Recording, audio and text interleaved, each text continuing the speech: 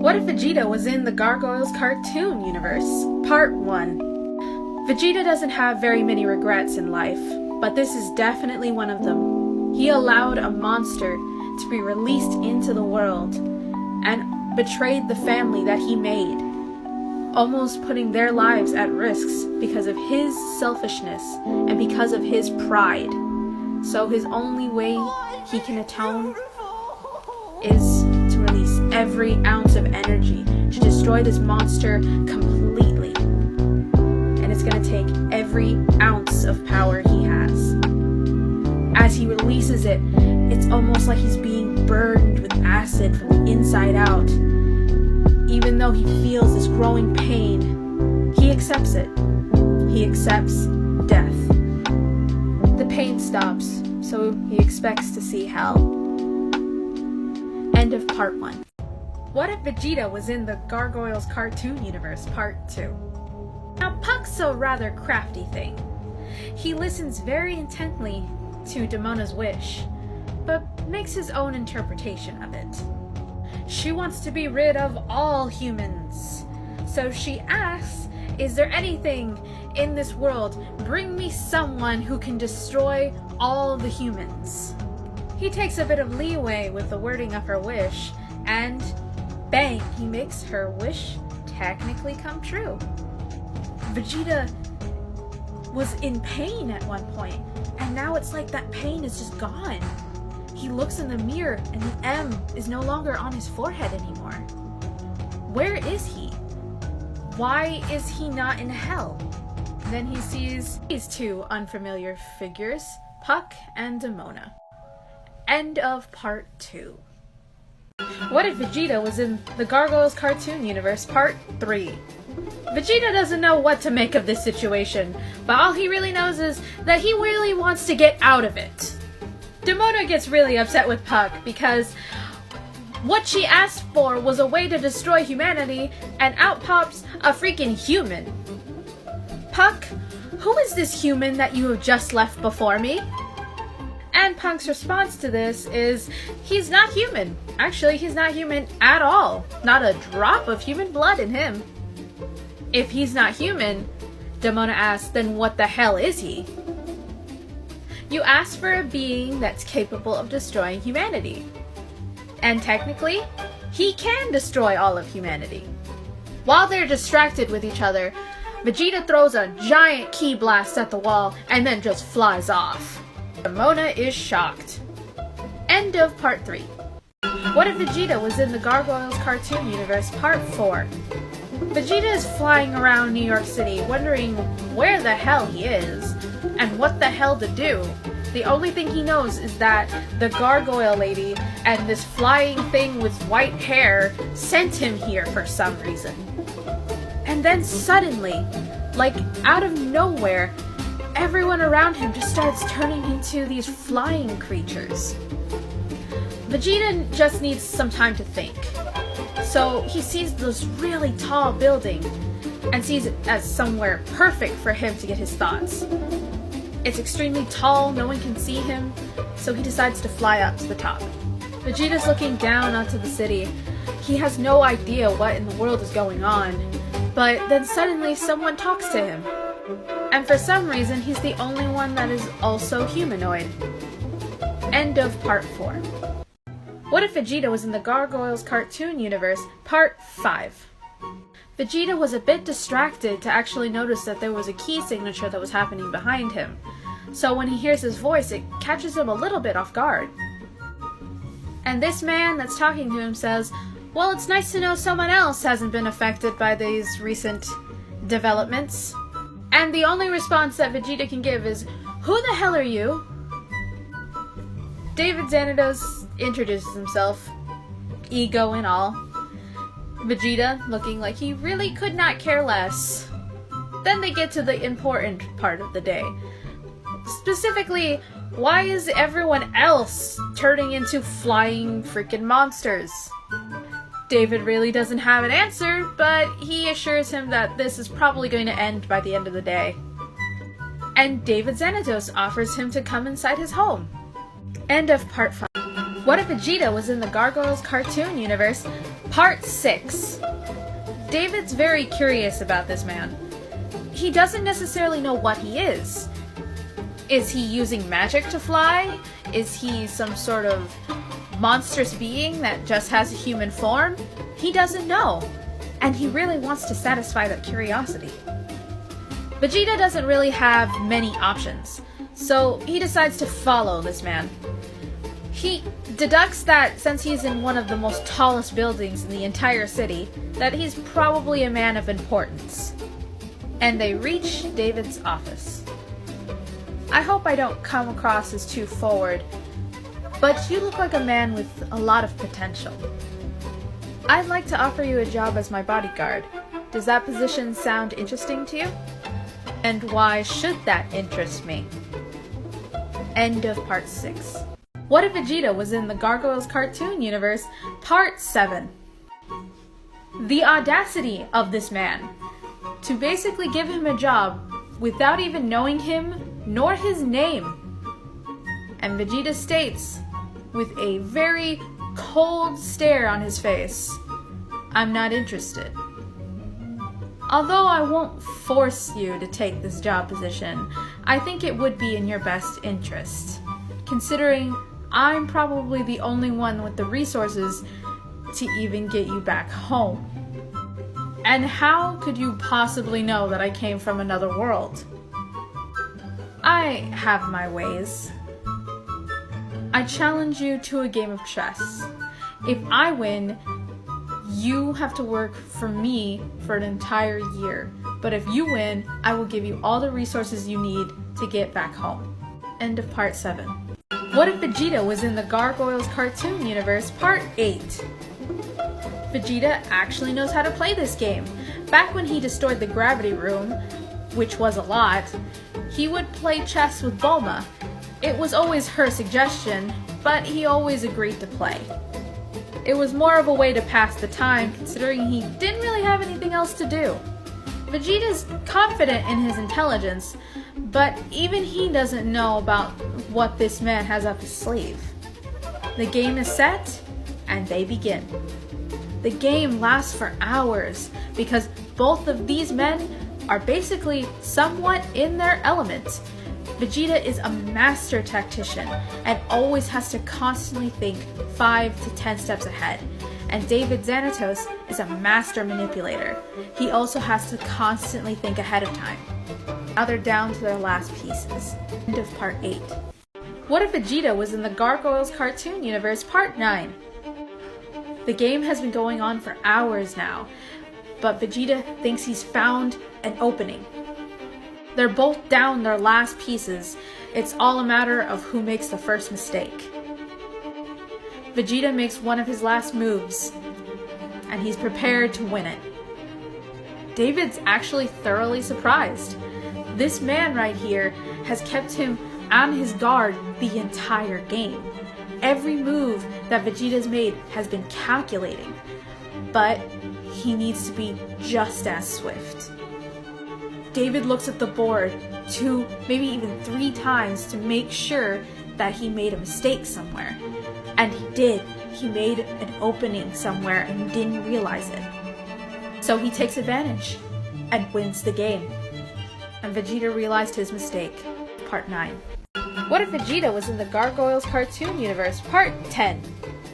Vegeta is not only pissed off about losing the match, but he's also pissed off that he has to wear this for his new job. The words that are coming to Vegeta's mind is that he hates this. He hates this so much. Not only that, he has to basically stand there in a boring freaking meeting, not train or anything he would actually rather be doing right now.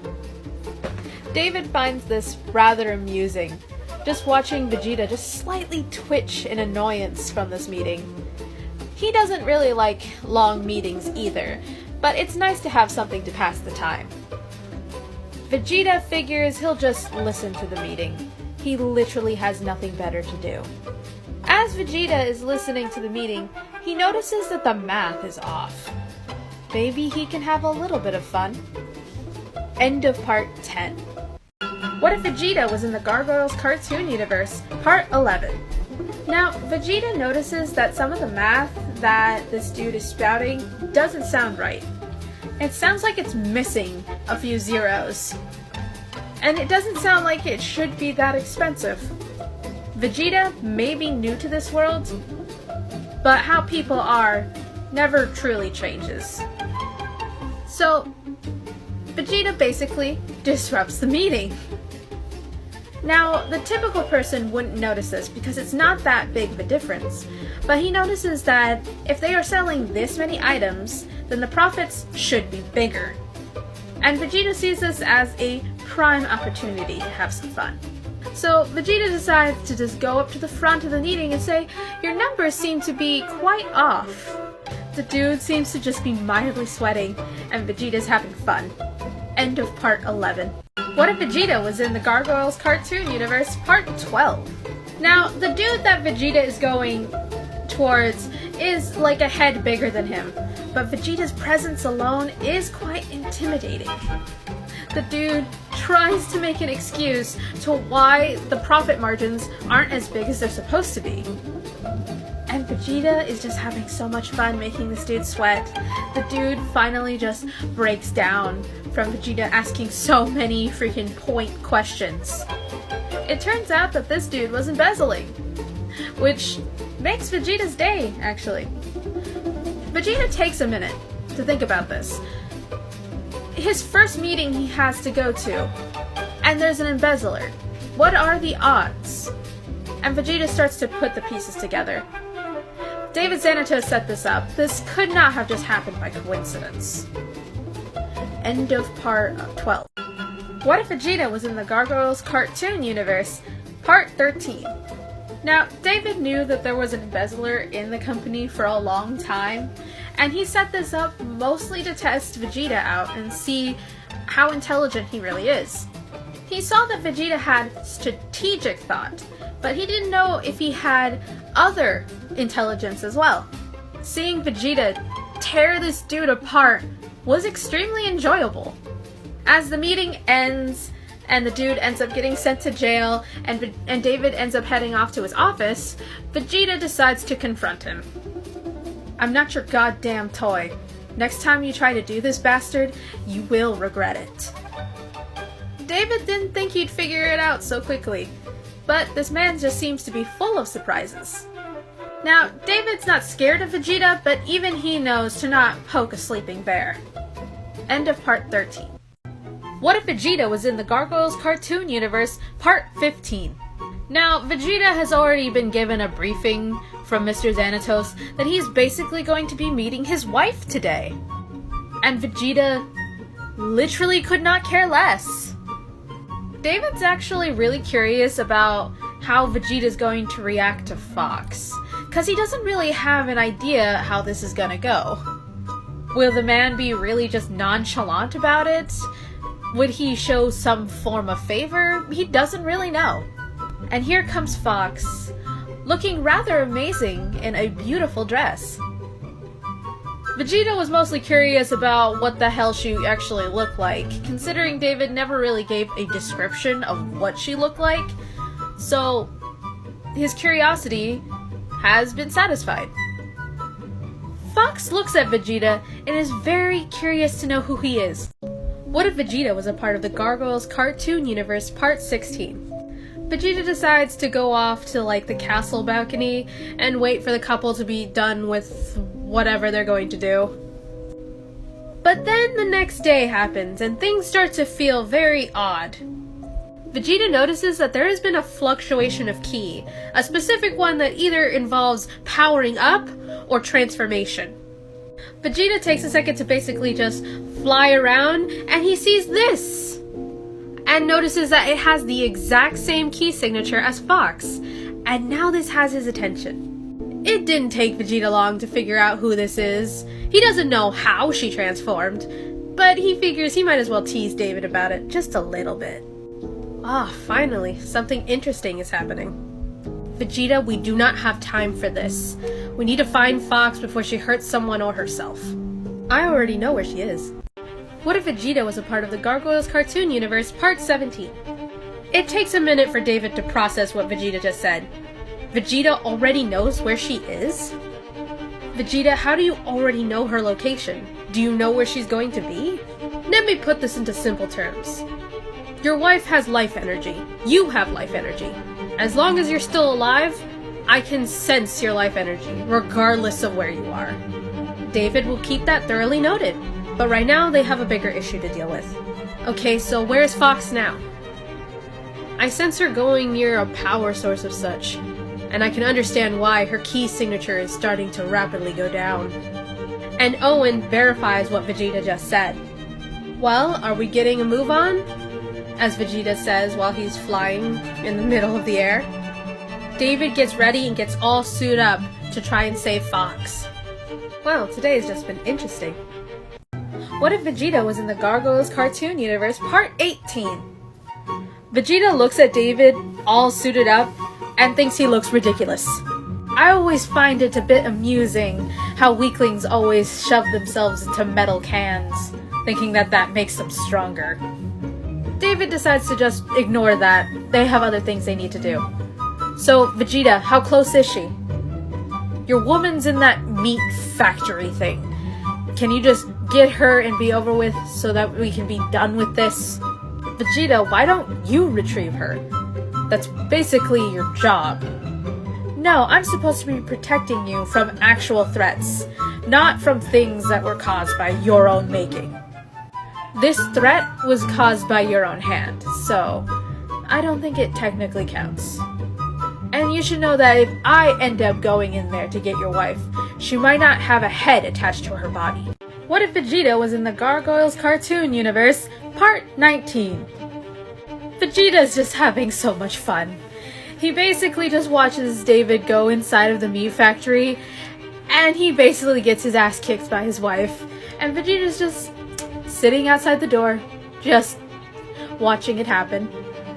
Like, Vegeta can intervene at any point in time, but he doesn't feel like he's in immediate danger, so he doesn't butt in.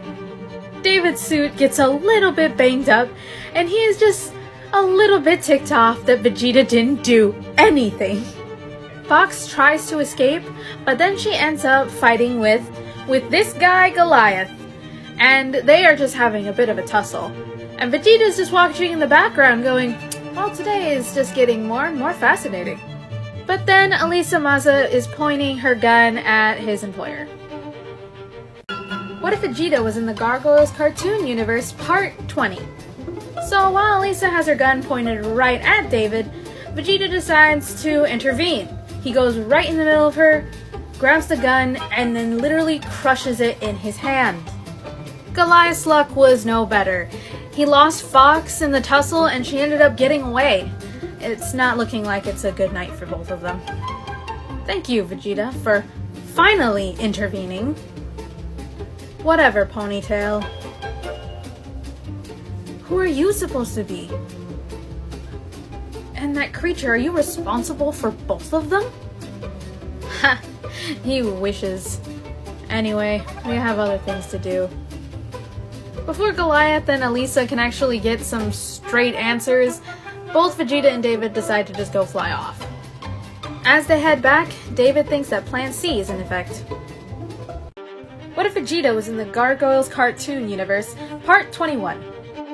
David lands on his building, believing that Plan C should start to be taking into effect, and Vegeta is basically just silently smirking in the background, and can already feel the key signatures of both Goliath and Elisa heading their direction, so he already has a somewhat an idea of how this is gonna go. And it went just as well as Vegeta predicted. They basically came around and said that they're basically being manipulated and then just left. David just looks right at Vegeta and basically contemplates just outright asking him if he can save his wife. So Vegeta decides to just be completely honest with him. He looks David in the eye and says that he can fight with his wife, and he'll more than likely win, but he could cause permanent damage such as death. What if Vegeta was in the Gargoyles cartoon universe, part 22? David is getting that slight feeling that he's losing control of the situation. He has Vegeta, who can give him his wife's location, but the way in which Vegeta told him that if he fights her, she might not come back alive. How Vegeta put it, it would be the equivalent of trying to make sure a giant can hold on to an egg. Even if Vegeta held back significantly, one punch, one kick, one shove, he could end up turning her bones to dust, breaking her ribs to pieces, or might end up causing severe freaking damage that can't be undone. Vegeta says straight up that Goliath and Elisa are probably his best bet to get his wife alive, because if he has to step in, then there's the 50-50 chance that she's gonna end up losing something. And although he hates to admit it, Vegeta's right. And thank God he put a freaking tracking device on Goliath so they would know where the heck he is. Totally forgetting that Vegeta could have done that exact same thing without him having to do that at all. Goliath and Elisa are having fun and trying to enjoy Halloween, but in the back of Goliath's mind, he just doesn't feel right. Goliath basically looks at Elisa and tells her that he's going to help David. And at just that right moment, David shows up, along with Vegeta. Goliath looks towards Vegeta, mostly wondering what his part to play in all this is. And although he does have questions like, who is this man and why is he helping David, he mostly just keeps that to himself for the moment. Vegeta gives them a location of where Fox is, and the fight continues. Fox is still in this monstrous form, and she's basically just circling around David and Elisa. None of her humanity is showing at all. David and Goliath are doing their best to try and, subdue her and try to take that necklace off of her neck. Vegeta just watches them for a bit and then feels like, yeah, they've suffered enough tonight. He goes right in between them and then just grabs the Eye of Odin. At first, it bursts with power and electricity going through him, but then he just freaking rips it off, as if it was nothing more than a freaking band-aid. Fox reverts back to her normal state, and Vegeta, her, and David basically head home.